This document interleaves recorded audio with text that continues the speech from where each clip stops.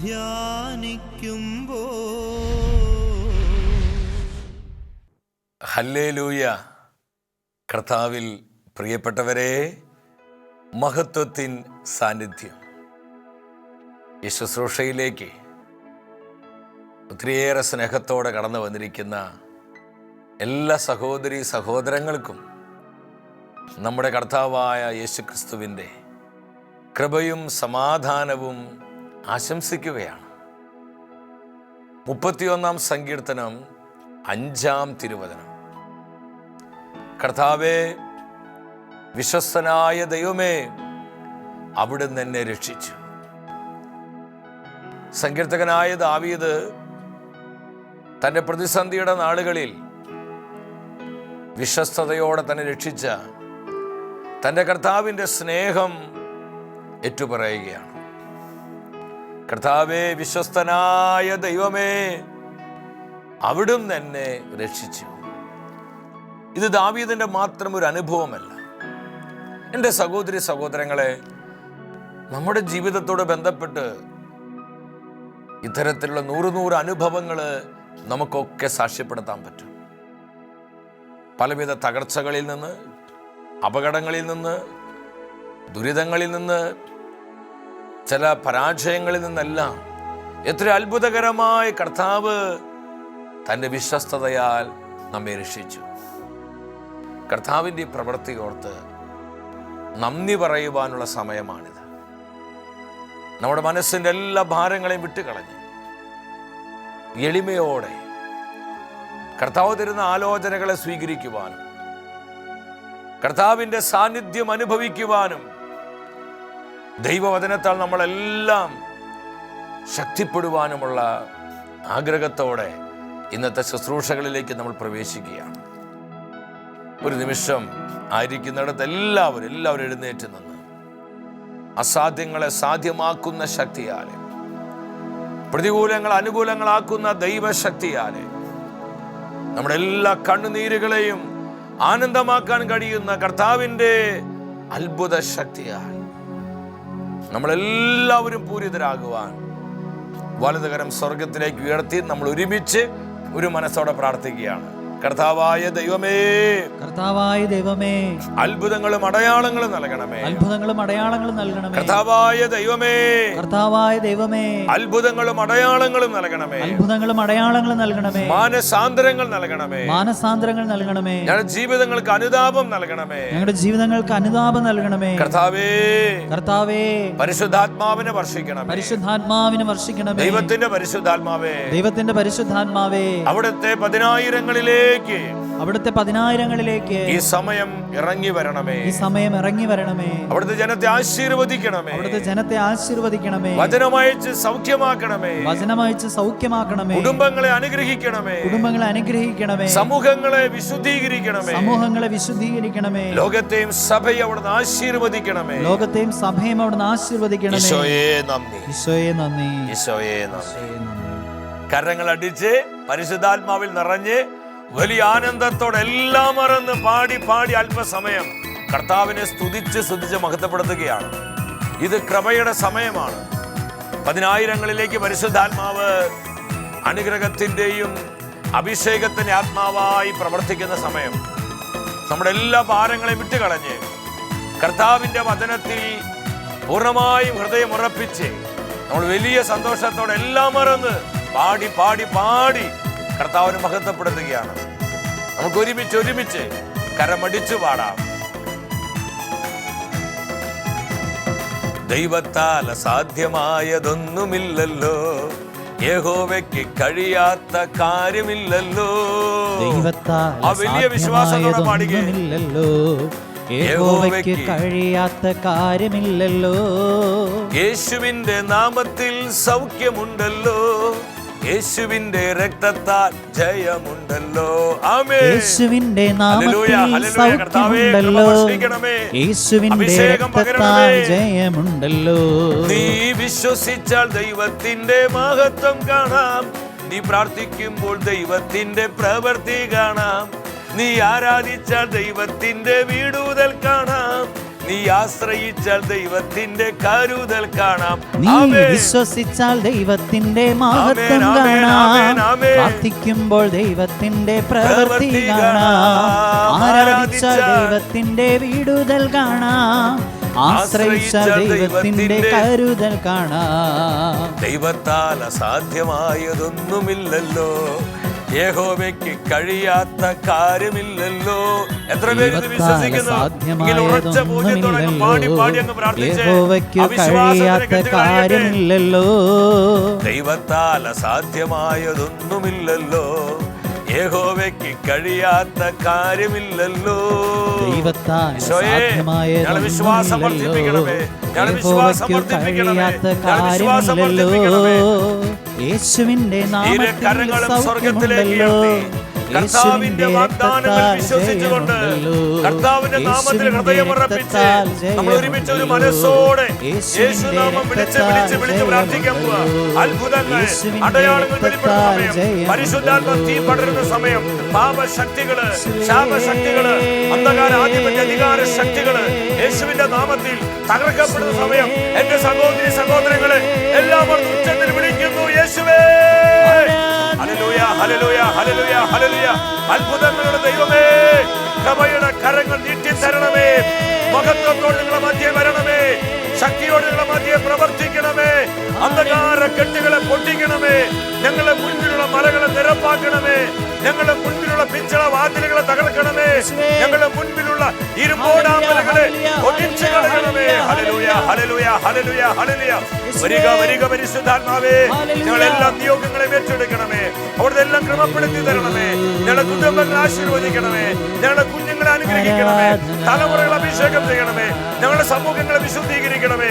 യേശു നാമശക്തി പരിശുദ്ധാത്മാവേ ഞങ്ങളുടെ മധ്യ വെളിപ്പെടുത്തണമേ. ഹല്ലേലൂയ, ഹല്ലേലൂയ, ഹല്ലേലൂയ. അഭിഷേകം ആര് പെയ്യട്ടെ. യേശു ത്രോട്ടിൽ പങ്കെടുത്ത് പ്രാർത്ഥിക്കുന്ന 10,000 മേൽ പരിശുദ്ധാത്മാവേ കൃപ ചൊരിയണമേ. കാരുണ്യം വർഷിക്കണമേ. കർത്താവിന്റെ മഹാകരുണയാലെ ലോകം മുഴുവനെയും പൊതിയണമേ. ലോക ജനതയെ, ലോകരാജ്യങ്ങളെ പരിശുദ്ധാത്മാവേ പൊതിഞ്ഞു സൂക്ഷിക്കണമേ. എല്ലാ രോഗപീഠകളിൽ നിന്നും, മഹാമാരികളിൽ നിന്നും, പകർച്ചവ്യാധികളിൽ നിന്നും കർത്താവേ ലോകം മുഴുവനെ അങ്ങയുടെ തിരിച്ചോരയാൽ ശുദ്ധീകരിച്ച് മറച്ച് സൂക്ഷിക്കണമേ എന്ന് പ്രാർത്ഥിക്കുകയാണ്. ദുഷ്ടന്റെ എല്ലാ കെണികളും പൊട്ടട്ടെ. അവന്റെ എല്ലാ ചതികളും നിർവീര്യമാകട്ടെ. കർത്താവേ നിന്റെ ബലമുള്ള കരങ്ങൾ എപ്പോഴും ഞങ്ങളുടെ മേൽ ഉണ്ടാകുമാറാകട്ടെ. ഈശോയെ നന്ദി, ഈശോയെ സ്തുതി. പരിശുദ്ധമ്മേ, പരിശുദ്ധാത്മാവിന്റെ മണവാട്ടിയെ, ഈ ലോകത്തിൽ കർത്താവിന് യോഗ്യമാം വിധം ജീവിക്കുവാൻ അമ്മ ഞങ്ങൾക്ക് വേണ്ടി പ്രാർത്ഥിക്കണമേ. ആമേൻ. ഹല്ലേലൂയ. പ്രിയ ദൈവമക്കളെ, നമ്മുടെ ജീവിതത്തെ ശക്തിപ്പെടുത്തുന്ന കർത്താവിൻ്റെ വചനത്തിൻ്റെ മുൻപിൽ പ്രത്യാശയുള്ളവരാകാം.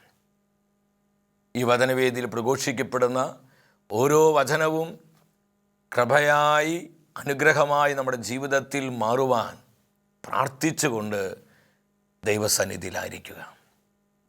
ഇന്നത്തെ വചന ശുശ്രൂഷയിലൂടെ പരിശുദ്ധാത്മാവ് നമ്മെ പഠിപ്പിക്കുന്നത് ദൈവത്തിന് പ്രവർത്തിക്കാൻ സാഹചര്യങ്ങൾ തടസ്സമല്ല. ദൈവത്തിന് പ്രവർത്തിക്കാൻ ഒരു സാഹചര്യവും തടസ്സമല്ല. എൻ്റെ പ്രിയപ്പെട്ടവരെ, നമ്മുടെ കർത്താവ് സർവശക്തനും സർവാധിപനുമായ ദൈവമാണ്. അവിടത്തേക്ക് അസാധ്യമായ യാതൊന്നുമില്ല. അവൻ കാലത്തിന് അധീനനും സമയത്തിനപ്പുറമുള്ളവനുമാണ്. കർത്താവിന് എല്ലാം സാധ്യമാണ്. ഈ ഉറച്ച ബോധ്യം ദൈവമക്കളായ നമുക്കെല്ലാവർക്കും ഉണ്ടാകണം. നമുക്കാണ് സാഹചര്യങ്ങൾ നോക്കി ഈ സാഹചര്യം ശരിയല്ല, ഇതല്പം മോശപ്പെട്ട സാഹചര്യമാണ്, ഇത് വലിയ കുഴപ്പമില്ലാത്ത സാഹചര്യമാണ്, ഇതൊക്കെ നമുക്കാണ് ഈ നോട്ടങ്ങളൊക്കെ ആവശ്യമായിട്ടുള്ളത്. വിശുദ്ധ പത്രോസ് അപ്പോസ്തലൻ സഭയെ അറിയിക്കുകയാണ്. താൻ എഴുതിയ 2-ാമത്തെ ലേഖനം 2-ാം അധ്യായം 9-ാമത്തെ തിരുവചനം. ദൈവഭയമുള്ളവരെ പരീക്ഷകളിൽ നിന്ന് എങ്ങനെ രക്ഷിക്കണമെന്നും അനീതി പ്രവർത്തിക്കുന്നവരെ വിധിദിനം വരെ എങ്ങനെ ശിക്ഷാവിധേയരാക്കി സൂക്ഷിക്കണമെന്നും കർത്താവ് അറിയുന്നു. ഈ തിരുവചനത്തിലൂടെ ദൈവത്തിൻ്റെ ആത്മാവ് നമുക്ക് തരുന്ന ആലോചന എന്താണ്? പലപ്പോഴും എൻ്റെ വ്യക്തിപരമായ ജീവിതത്തിൽ പ്രാർത്ഥനാ വേളയിൽ വചനം വായിച്ചുകൊണ്ടിരിക്കുന്ന സമയത്തൊക്കെ പലപ്പോഴും ഞാൻ ആവർത്തിച്ച് വായിച്ച് ധ്യാനിക്കാറുള്ള ഒരു തിരുവചനമാണിത്. കർത്താവിനോട് വിശ്വസ്ത പുലർത്തി കർത്താവിനോട് ചേർന്ന് ജീവിക്കുന്ന ഏതൊരു വ്യക്തിക്കും വളരെ ആനന്ദവും പ്രത്യാശയും നൽകുന്ന വചനമാണിത്. 2 കാര്യങ്ങൾ ഈ വചനത്തിൽ പരിശുദ്ധാത്മാവ് നമ്മൾ അറിയിക്കുന്നുണ്ട്. ഒന്നാമതായി, ദൈവഭയമുള്ളവരെ പരീക്ഷകളിൽ നിന്ന്, അവർ ആയിരിക്കുന്ന പ്രതിസന്ധികളിൽ നിന്ന് എങ്ങനെ രക്ഷിക്കണമെന്ന് കർത്താവ് അറിയുന്നു. 2-ാമത്, അനീതി പ്രവർത്തിക്കുന്നവരെ ശിക്ഷാവിധേയരാക്കി വിധി ദിവസം വരെ എപ്രകാരം സൂക്ഷിക്കണമെന്നും കർത്താവ് അറിയുന്നു. രണ്ടും 2 എക്സ്ട്രീംസ് ആണ്. ആരെല്ലാം ദൈവഭയത്തോടെ ജീവിക്കുന്നുവോ അവരെ ഏത് സാഹചര്യത്തിലാണെങ്കിലും എപ്രകാരം രക്ഷിക്കണമെന്ന് കർത്താവിനറിയാം. അവിടുന്ന് സർവജ്ഞാനിയാണ്. 2-ാമത്തെ കൂട്ടരാരാണ്? അനീതി പ്രവർത്തിക്കുന്നവരെ, കർത്താവിൻ്റെ വഴി വിട്ട് പാപ വഴിയിലും ലോക വഴിയിലും ജീവിച്ചുകൊണ്ട് തങ്ങൾ ആത്മാവിൽ നാശം വരുത്തി ജീവിക്കുന്നവരെ, അവരെക്കുറിച്ച് എന്താ വചനം പറയുന്നത്? വിധി ദിനം വരെ ശിക്ഷാവിധേയരാക്കി എങ്ങനെ സൂക്ഷിക്കണമെന്നും കർത്താവ് അറിയുന്നുണ്ട്. എൻ്റെ പ്രിയപ്പെട്ടവരെ, നമ്മൾ ഇതിൽ ഏത് കൂട്ടത്തിലാണ് പെടുന്നതെന്ന് കർത്താവിൻ്റെ നിർമ്മലമായ വചനത്തിന് മുൻപിലിരുന്ന് നമ്മോട് തന്നെ ചോദിക്കണം. ഈ തിരുവചന ഭാഗം ഞാൻ വായിച്ച് ധ്യാനിച്ചു കൊണ്ടിരിക്കുമ്പോൾ ദൈവത്തിൻ്റെ ആത്മാവ് എൻ്റെ ഉള്ളിൽ പ്രകാശിപ്പിച്ചത് വിശുദ്ധ പൗലോസ്ലീഹയാണ്. ലോകം കണ്ടതിൽ വെച്ച്, തിരുസഭ കണ്ടതിൽ വെച്ച് ഏറ്റവും ശക്തനായ ദൈവശാസ്ത്രജ്ഞൻ. അറിവ് കൊണ്ടും അർപ്പണം കൊണ്ടും കർത്താവിനും സഭയ്ക്ക് വേണ്ടി എന്തുമാത്രം കഠിനമായി അധ്വാനിച്ചവനായിരുന്നു വിശുദ്ധ പൗലോസ്. അവസാന ശ്വാസം വരെ കർത്താവിനോടും സഭയോടും വിശ്വസ്തത പുലർത്തി ജീവിച്ചു. പൗലോസ്ലീഹയുടെ പ്രേക്ഷിത ശുശ്രൂഷയിൽ അപ്പോസ്തല പ്രവർത്തനങ്ങൾ 27-ാം അധ്യായത്തിലോട്ട് വരുമ്പോൾ അവിടെ കൊടുങ്കാറ്റും കപ്പൽ നാശവും എന്നുള്ള ഒരു ടൈറ്റിൽ നമുക്ക് കാണാൻ പറ്റും. വളരെ ശക്തമായ വിധത്തിൽ കൊടുങ്കാറ്റിൽപ്പെട്ട് നടുകടലിൽ കപ്പലിങ്ങനെ ആടി ഒലയുകയാണ്. ജീവിക്കാമെന്നുള്ള പ്രതീക്ഷ പോലും നഷ്ടപ്പെടുന്ന അവസ്ഥയിൽ കാര്യങ്ങളെല്ലാം പ്രതികൂലമായി. പക്ഷേ ഈ സന്ദർഭത്തിലും ആ പ്രതിസന്ധിയിൽ നിന്ന് എപ്രകാരമാണ് കർത്താവ് വിശുദ്ധ പൗലോസിനെയും തൻ്റെ കൂടെയുള്ളവരെയും രക്ഷിച്ചതെന്ന് വേദപുസ്തകം നമുക്ക് കാണിച്ചു തരുന്നുണ്ട്. എൻ്റെ സഹോദരി സഹോദരങ്ങളെ, നമ്മൾ അനുഭവിക്കുന്ന പ്രതിസന്ധി എത്രമാത്രം വലുതായിക്കൊള്ളട്ടെ, മാനുഷികമായി പറഞ്ഞാൽ രക്ഷപ്പെടാനാവാത്ത വിധം വലിയ ഞെരുക്കത്തിൻ്റെയും കഷ്ടതയുടെ നടുവിലായിരിക്കും നമ്മൾ ഓരോരുത്തരും. ഈ നാളുകൾ വലിയ കഷ്ടതയുടെ നാളുകളാണ്. ലോകം മുഴുവൻ വലിയ പ്രതിസന്ധിയിൽപ്പെട്ടിരിക്കുകയാണ്. എന്നാൽ ദൈവത്തിൻ്റെ വചനം വ്യക്തമായി നമ്മളെ ബോധ്യപ്പെടുത്തുകയാണ്. ആരെല്ലാം കർത്താവിനെ ആശ്രയിക്കുന്നുവോ, ആരെല്ലാം ദൈവഭയത്തോടെ ജീവിക്കുന്നുവോ, ആരെല്ലാം കർത്താവിൻ്റെ വിശ്വസ്തതയിൽ വ്യാപരിക്കുന്നുവോ അവരെ ഏത് സാഹചര്യത്തിലും സൂക്ഷിക്കുവാൻ, രക്ഷിക്കുവാൻ, പരിപാലിക്കുവാൻ കഴിയുന്നവനാണ് നമ്മുടെ കർത്താവായ യേശു ക്രിസ്തു. നമുക്ക് ആർക്കും ഇതിൽ ഒരു സംശയം വേണ്ട പ്രിയപ്പെട്ടവരെ. പക്ഷെ പൗലോസിൻ്റെ ജീവിതത്തിലൂടെ പരിശുദ്ധാത്മാവ് ഈ സത്യം നമ്മളെ കൂടുതൽ ബോധ്യപ്പെടുത്തുകയാണ്. അപ്പോസ്തല പ്രവർത്തനങ്ങൾ 27-ാം അധ്യായം 10-ാമത്തെ വചനത്തിലെ അവിടെ പൗലോസ് ദൈവത്തിൻ്റെ ആലോചന ആ കപ്പലുടമയെയും കപ്പിത്താനെയും ശതാധിപനെ അറിയിക്കുന്നുണ്ട്. എന്താണ് പൗലോസ് പറഞ്ഞത്? നമ്മളിപ്പോൾ ഇവിടെ നിന്ന് യാത്ര ചെയ്യരുത്. നമ്മൾ യാത്ര ചെയ്താൽ കപ്പലിനും ചരക്കുകൾക്ക് മാത്രമല്ല നമ്മുടെ ജീവന് വരെ വലിയ നാശം സംഭവിക്കുമെന്ന് ഞാൻ കാണുന്നു. കർത്താവിൻ്റെ ജ്ഞാനത്തിൽ നിറഞ്ഞ പൗലോസ് ഈ മുന്നറിയിപ്പ് ശതാധിപനും കപ്പലുടമയ്ക്കും കൊടുത്തു. അവർ നോക്കിക്കഴിഞ്ഞപ്പോൾ ഇത് ശുദ്ധ മണ്ടത്തരമായി അവർക്ക് തോന്നുകയെ. കാരണം കാര്യങ്ങളെല്ലാം ശാന്തമായി, യാത്ര ചെയ്യാൻ ഏറ്റവും സുഗമമായിട്ടുള്ള സമയമാണത്. തെക്കൻ കാറ്റ് മെല്ലെ വീശുന്നുണ്ട്, കടലാണെങ്കിൽ ശാന്തമായി കിടക്കുകയാണ്. പൗലോസേ, നീ എന്ത് മണ്ടത്തര പറയണമെന്ന് അവർക്ക് തോന്നുകയാണ്. എൻ്റെ പ്രിയപ്പെട്ടവരെ, ദൈവം തരുന്ന മുന്നറിയിപ്പുകൾ നമ്മുടെ ബുദ്ധിയിൽ യുക്തിയിലിട്ട് ഇങ്ങനെ പെരുക്കി നമ്മളതിനെ അവഗണിച്ച് കളയരുത്. നമ്മുടെ രക്ഷയ്ക്കും നമ്മുടെ നന്മയ്ക്കുമാണ് മുന്നറിയിപ്പുകളെല്ലാം ദൈവം നൽകുന്നത്. ഈ കാലഘട്ടത്തോട് ബന്ധപ്പെട്ട് എന്തുമാത്രം മുന്നറിയിപ്പുകൾ തൻ്റെ പ്രവാചകന്മാരിലൂടെ, തൻ്റെ അഭിഷിക്തന്മാരിലൂടെ, തൻ്റെ ദാസന്മാരിലൂടെ തൻ്റെ ജനത്തിനെ പല പ്രാവശ്യവും ആവർത്തിച്ച് കർത്താവ് നൽകിക്കൊണ്ടിരുന്നു. ഈ ലോകത്ത് സംഭവിക്കാൻ പോകുന്ന വിനാശങ്ങൾ, ലോകത്ത് സംഭവിക്കാൻ പോകുന്ന തകർച്ചകൾ, നഷ്ടങ്ങൾ, പക്ഷെ പലപ്പോഴും നമുക്കത് വിശ്വസിക്കുവാനോ ഈ മുന്നറിയിപ്പുകൾക്ക് അനുസൃതമായി നമ്മുടെ ജീവിതങ്ങളെ ക്രമപ്പെടുത്തുവാനോ പലപ്പോഴും കഴിയാതെ പോയി. പ്രിയപ്പെട്ടവരെ, നമ്മുടെ ചിന്തകൾക്ക് അപ്പുറമായ പല ദുരിതങ്ങളും കഷ്ടങ്ങളൊക്കെ ഈ നാളുകളിൽ നമ്മൾ ഓരോരുത്തരും ഇന്ന് കണ്ടുകൊണ്ടിരിക്കുകയാണ്. പക്ഷെ നമ്മളിതിൽ അസ്വസ്ഥരാവുകയോ നിരാശപ്പെടുകയോ വേണ്ട. ദൈവത്തിൻ്റെ കൃപയ്ക്കെല്ലാം പുനരുദ്ധരിക്കാൻ കഴിയുമെന്നുള്ള വലിയ പ്രത്യാശ നമുക്ക് ഓരോരുത്തർക്കും ഉണ്ടാകണം. ഇവിടെ എന്താ സംഭവിച്ചത്? അപ്പോസ്തല പ്രവർത്തനം 27-ാം അധ്യായം 13-14 തിരുവചനങ്ങൾ ഞാൻ ആ വചന ഭാഗം വായിക്കാം. നിങ്ങൾ സ്ക്രീനിലോട്ട് നോക്കി ഒരുമിച്ച് ഈ വചനം വായിക്കുക. തെക്കൻ കാറ്റ് മന്ദമായി വീശി തുടങ്ങിയപ്പോൾ തങ്ങളുടെ ഉദ്ദേശം സാധ്യതപ്രായമായി എന്ന ചിന്തയോടെ അവർ നങ്കൂരമുയർത്തി ക്രേത്തയുടെ തീരം ചേർന്ന് യാത്ര തുടർന്നു. എന്നാൽ പെടുന്നനെ വടക്ക് കിഴക്കനെന്ന് വിളിക്കപ്പെടുന്ന കൊടുങ്കാറ്റ് കരയിൽ നിന്ന് ആഞ്ഞടിച്ചു. കപ്പൽ കൊടുങ്കാറ്റിൽ അകപ്പെട്ടു. കാറ്റിനെ എതിർത്ത് നിൽക്കാൻ അതിന് കഴിഞ്ഞില്ല. അതിനാൽ ഞങ്ങൾ കാറ്റിന് വഴങ്ങി അതിൻ്റെ വഴിക്ക് തന്നെ പോയി. ഈ വചനം എന്താ നമ്മോട് പറയുന്നത്? കാര്യങ്ങളെല്ലാം ശാന്തമായി തെക്കൻ കാറ്റിങ്ങനെ മന്ദമായി വീശുകയാണ്. കപ്പലിതാ മുന്നോട്ട് പോവുകയാണ്. മുന്നറിയിപ്പ് അവഗണിച്ചിട്ടാണ് ഈ കപ്പൽ യാത്ര. പെട്ടെന്നാണ് വടക്ക് കിഴക്കൻ എന്ന് പറയുന്ന ഒരു വലിയ കൊടുങ്കാറ്റങ്ങ് ആഞ്ഞടിക്കിയ കരയിൽ നിന്ന് കപ്പലാകെ ആടി ഉലഞ്ഞു. അവരാകമാനം ഭയപ്പെടുകയാണ്. കപ്പൽ നിയന്ത്രിക്കാൻ പറ്റുന്നില്ല. അവസാനം കാറ്റിൻ്റെ വഴിക്ക് തന്നെ കപ്പലിന് വിടുകയാണ്. ഈ കൊടുങ്കാറ്റ് കപ്പലിനെ കൊണ്ടുപോവുകയാണ്. അല്പം കഴിഞ്ഞപ്പോൾ എന്താ സംഭവിച്ചത്? വചനം പറയുന്നുണ്ട്. 17-18 വചനങ്ങൾ നിങ്ങൾ വീണ്ടും സ്ക്രീനിലോട്ട് നോക്കി ഒരുമിച്ച വചനം വായിക്കുക. അവർ അതെടുത്തുയർത്തി കപ്പലിനോട് ചേർത്ത് കെട്ടിയുറപ്പിച്ചു.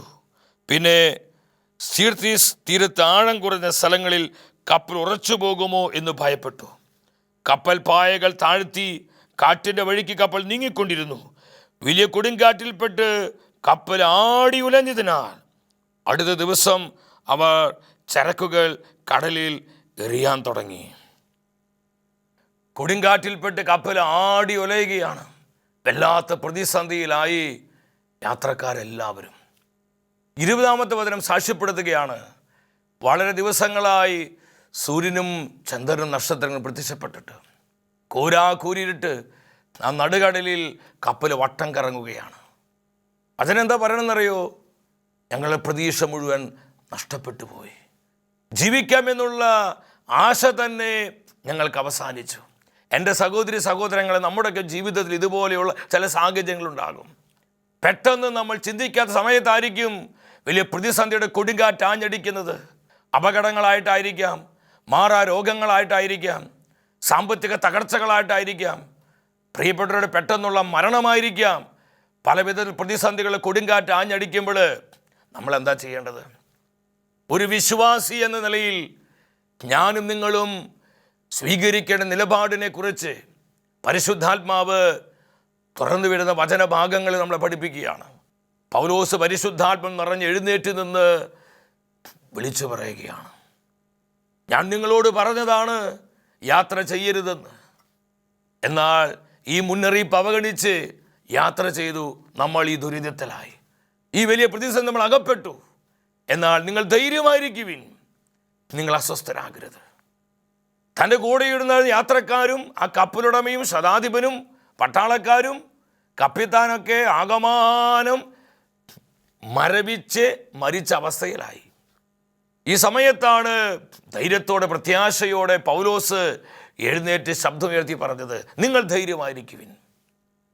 മുന്നറിയിപ്പ് അവഗണിച്ചതുകൊണ്ട് അത് സംഭവിച്ച്, പക്ഷെ അസ്വസ്ഥരാകേണ്ട. ഇത് പറഞ്ഞ് രണ്ടാമതൊരു കാര്യം പൗലോസ് എന്താ ചെയ്യണമെന്നറിയോ? ദൈവത്തിൻ്റെ വാഗ്ദാനങ്ങൾ പ്രഘോഷിക്കുകയാണ്. ദൈവം തന്നോട് പറഞ്ഞ ആ പ്രോമീസ് തൻ്റെ കൂടെയുള്ളവരെ പൗലോസ് അറിയിക്കുകയാണ്. നമ്മളിതാ ചെയ്യേണ്ടത്. പ്രതിസന്ധികൾ വരുമ്പോൾ അവിശ്വാസത്തിൻ്റെയും സംശയത്തിൻ്റെയും അതുപോലെ തന്നെ കുറ്റപ്പെടുത്തലുകളുടെയും മുൻവിധികളുടെയും നെഗറ്റീവായ വാക്കുകൾ പരസ്പരം പറഞ്ഞ് കൂടുതൽ ഒരു നെഗറ്റിവിറ്റിയിലേക്കല്ല നമ്മൾ പോകേണ്ടത്. കർത്താവിൻ്റെ വാഗ്ദാനങ്ങൾ, കർത്താവിൻ്റെ വചനത്തിൻ്റെ ശക്തി പരസ്പരം പങ്കുവെച്ചുകൊണ്ട് നമ്മൾ കൂടുതൽ ആത്മാവിൽ ബലപ്പെടുവാനായിട്ട് കഴിയണം. ഇവിടെ ദൈവത്തിൻ്റെ വാഗ്ദാനങ്ങൾ പൗലോസ് കൂടെയുള്ളവർ അറിയിക്കുകയാണ്. എന്താ പൗലോസ് പറഞ്ഞേ? ഈ കഴിഞ്ഞ രാത്രിയിൽ ദൈവത്തിൻ്റെ ദൂതൻ എനിക്ക് പ്രത്യക്ഷപ്പെട്ടു. ദൂതൻ ഇപ്രകാരം പറഞ്ഞു, പൗലോസേ, നീ ഭയപ്പെടേണ്ട. കപ്പൽ തകർന്നു പോകാം, എന്നാൽ നിങ്ങൾക്കാർക്കും ജീവഹാനി സംഭവിക്കുകയില്ല. നീ സീസറിൻ്റെ മുൻപിൽ എനിക്ക് സാക്ഷ്യം നൽകും. മൂന്നാമത് എന്താ പൗലോസ് ചെയ്തത്? ദൈവത്തിൻ്റെ വാഗ്ദാനത്തിലുള്ള തൻ്റെ വിശ്വാസം പൗലോസ് പ്രഘോഷിക്കുകയാണ്.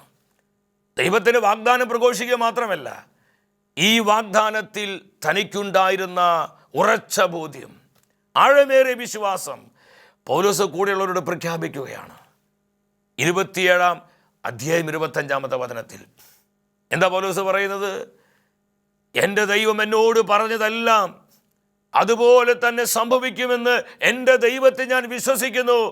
എൻ്റെ പ്രിയപ്പെട്ടവരെ, പ്രതിസന്ധിയുടെ, കഷ്ടതയുടെ, ആപത്തുകളുടെ, പരാജയങ്ങളുടെ, ദുരിതങ്ങളുടെ നാളുകളിൽ എനിക്കും നിങ്ങൾക്കുണ്ടാകേണ്ടത് ഈ വിശ്വാസത്തിൻ്റെ ഏറ്റുപറച്ചിലാണ്.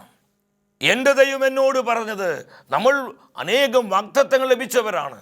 നമ്മുടെ കുടുംബത്തുള്ള ബന്ധത്തിൽ, മക്കളോടുള്ള ബന്ധത്തിൽ, നമ്മുടെ തൊഴിൽ മേഖലയുള്ള ബന്ധത്തിൽ, ശുശ്രൂഷകളുടെ ബന്ധത്തിൽ ഒരുപാട് വാഗ്ദാനങ്ങൾ ദൈവം നമുക്ക് തന്നിട്ടുണ്ട്.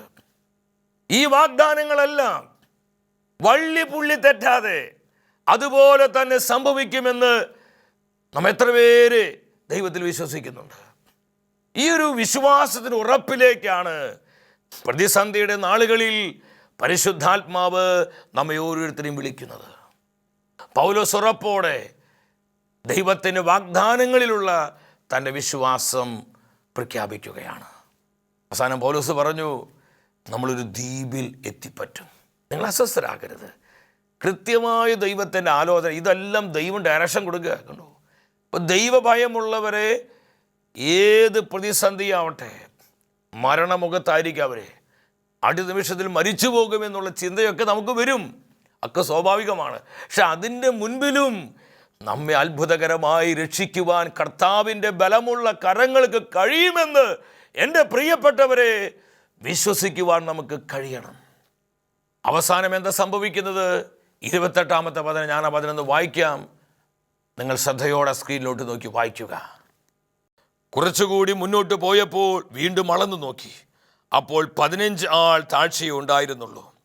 കപ്പൽ പാറക്കെട്ടിൽ ചെന്ന് ഇടിച്ചെങ്കിലൊന്ന് ഭയന്ന് അവർ അമരത്തു നിന്ന് 4 നങ്കൂരങ്ങൾ ഇറക്കിയിട്ട് പ്രമാദമാകാൻ പ്രാർത്ഥിച്ചു കൊണ്ടിരുന്നു.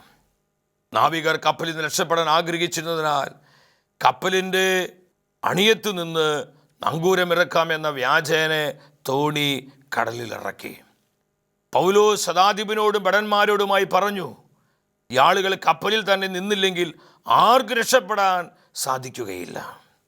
അപ്പോൾ ഭടന്മാർ തോണിയുടെ കയറ് ഛേദിച്ച് അത് കടലിലേക്ക് തള്ളി. ഈ വചനം എന്താ നമ്മോട് പറയുന്നത്? കപ്പൽ വലിയ പാറക്കെട്ടിൽ ചെന്ന് ഇടിച്ച് തകർന്നു പോകുന്നൊരു സാഹചര്യമാണ്. എന്നാൽ ആ മരണകരമായ സാഹചര്യത്തിലും കർത്താവിൻ്റെ രക്ഷിക്കുന്ന കരം അവരോടൊപ്പം ഉണ്ടായിരുന്നു. തൻ്റെ അപ്പോസ്തലനെ ഓർത്ത്, പക്ഷെ പൗലോസിനെ ഓർത്ത് കർത്താവ് ആ കപ്പലിനെയും ആ കപ്പൽ യാത്രക്കാരെ എല്ലാം ഒരുപോലെ സംരക്ഷിക്കുകയാണ്. ആ പാറക്കെട്ടിൽ കപ്പൽ തകർന്നു പോകാതെ, യാത്ര ചെയ്യുന്ന ഒരു വ്യക്തിക്ക് ഒരു പോറൽ പോലും ഏൽക്കാതെ കർത്താവ് അവരെ സൂക്ഷിക്കുകയാണ്. ഈ തിരുവചനത്തിൻ്റെ അവസാന ഭാഗത്തേക്ക് വരുമ്പോൾ 41-42 വചനങ്ങൾ, അവിടെ മറ്റൊരു അപകടം പതിയിരിക്കുകയായിരുന്നു. അതിൽ നിന്നും അത്ഭുതകരമായി കർത്താവ് അവരെ രക്ഷിക്കുകയാണ്. ആ തിരുവചന ഭാഗം വായിക്കാം, നിങ്ങൾ ശ്രദ്ധിക്കുക. മുൻപോട്ട് നീങ്ങിയ കപ്പൽ തള്ളി നിന്ന തിട്ടയിൽ ചെന്നുറച്ചു. കപ്പലിൻ്റെ അണിയം മണ്ണിൽ പുതഞ്ഞ് ചലനരഹിതമായി. അമരം തിരമാലയിൽപ്പെട്ടു തകർന്നുപോയി. തടവുകാർ നീന്തി രക്ഷപ്പെടാതിരിക്കാൻ അവരെ കൊന്നുകളയണമെന്നായിരുന്നു ഭടന്മാരുടെ തീരുമാനം. പൗലോസ് രക്ഷിക്കണമെന്ന് ആഗ്രഹിച്ച ശതാധിപൻ ആ ഉദ്യമത്തിൽ നിന്ന് അവരെ തടഞ്ഞു. നീന്തൽ വശമുള്ളവരെല്ലാം ആദ്യം കപ്പലിൽ നിന്ന് ചാടിയും മറ്റുള്ളവർ പലകകളിലും കപ്പലിൻ്റെ കഷ്ണങ്ങളിലും പിടിച്ച് നീന്തി കരപ്പറ്റാൻ അവൻ ആജ്ഞാപിച്ചു. അങ്ങനെ എല്ലാവരും സുരക്ഷിതരായി കരയിലെത്തി. എത്ര മനോഹരമായ വചനമാണ്. ദൈവഭയമുള്ളവരെ, തന്നിൽ ആശ്രയിക്കുന്നവരെ, എത്ര വലിയ പ്രതിസന്ധിയുടെ സമയത്തും ഒരു പോറൽ പോലും ഏൽക്കാതെ സൂക്ഷിക്കുന്ന കർത്താവിൻ്റെ അത്ഭുതകരമായ പ്രവൃത്തിയാണ് ഈ തിരുവചന ഭാഗങ്ങളിൽ പരിശുദ്ധാത്മാവ് നമുക്ക് കാണിച്ചു തന്നത്. 3 പ്രധാനപ്പെട്ട അപകടങ്ങളുണ്ടായിരുന്നു. ഒന്ന്, പാറയിൽ തട്ടി കപ്പൽ തകർന്നു പോകുന്ന സാഹചര്യം.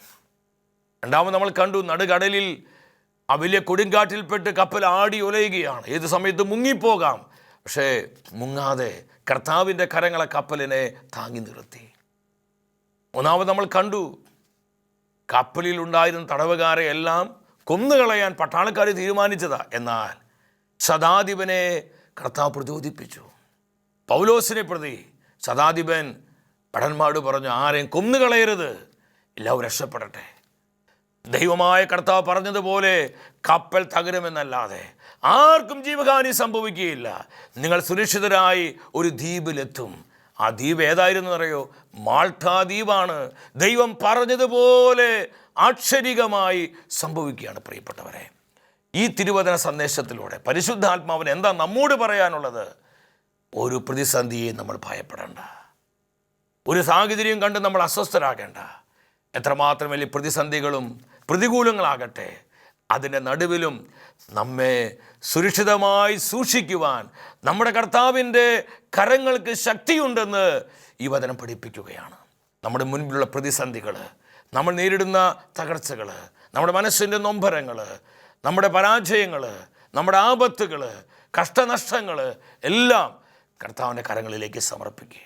അവിടുത്തെ കൃപയ്ക്കെല്ലാം പുനരുദ്ധരിക്കാൻ കഴിയുമെന്ന് പൂർണ്ണമായും ദൈവത്തിൽ പ്രത്യാശ വെച്ച് കൃപയുടെ ജീവിതത്തിനായി നമുക്ക് ഒരുങ്ങാം. നമ്മുടെ ജീവിതങ്ങളെ അതിനായി ചിട്ടപ്പെടുത്താം. നമ്മുടെ വ്യക്തിപരമായ നിയോഗങ്ങളെയും കുടുംബത്തിൻ്റെ സകല ആവശ്യങ്ങളെയും നമ്മെ ഓരോരുത്തരെയും ജീവിക്കുന്ന കർത്താവ് സമൃദ്ധമായി അനുഗ്രഹിക്കട്ടെ. അടുത്ത ആഴ്ചയിൽ ദൈവവചനത്തിൽ നമ്മൾ ധ്യാനിക്കുന്നത് പരിശുദ്ധാത്മാവ് പ്രവർത്തിക്കുമ്പോൾ. ഈ ശുശ്രൂഷയിലേക്ക് പ്രാർത്ഥനാപൂർവം വളരെ സന്തോഷത്തോടെ നമുക്ക് ഏവർക്കും കടന്നു വരാം.